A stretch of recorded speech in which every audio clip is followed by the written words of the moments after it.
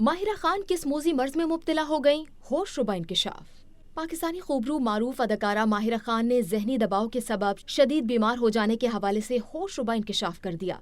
पाकिस्तानी मकबूल तरीन ड्रामा हम सफ़र में अपनी बेहतरीन अदाकारी के जौहर दिखाने वाली अदाकारा माहिरा खान ने हाल ही में दिए गए एक इंटरव्यू में अपनी दिमागी बीमारी के हवाले से बात की और ये भी बताया कि वो इस मर्ज में मुब्तला कैसे हुई। अदाकारा ने बताया कि 6 साल कबल मेरी फिल्म रईस की शूट खत्म हुई, सब ठीक चल रहा था, फिल्म जल्द ही रिलीज होने वाली थी कि अचानक पाकिस्तान और भारत के दरमियान सियासी तनाज़ात ने सर उठा लिया और सब कुछ बदल गया। उन्होंने बताया कि मुझे धमकी आमेज फोन कॉल्स मौसूल होती थी। न सिर्फ पाकिस्तान बल्कि भारत से लोग मुझे धमकियां दे रहे थे।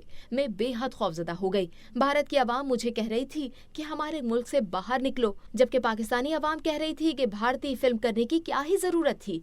उन्होंने कहा कि मुझे इस बात का तो अफसोस था ही कि मैं अपनी फिल्म के प्रमोशन के लिए भारत नहीं जा सकती, लेकिन सबसे ज्यादा दुख इस बात का था कि मेरी फिल्म मेरे अपने मुल्क में रिलीज नहीं होगी। और इसी परेशानी के आलम में मेरे अंदर सालों से छुपी एंजाइटी और डिप्रेशन बाहर आ गया और जहनी दबाव इस कदर बढ़ गया कि एक दिन मैं चकरा कर गिर गई और थेरेपी के लिए गई। उनका कहना था कि मेरी जिंदगी में पहली मर्तबा था कि मैंने थेरेपी का रास्ता मुंतखब किया।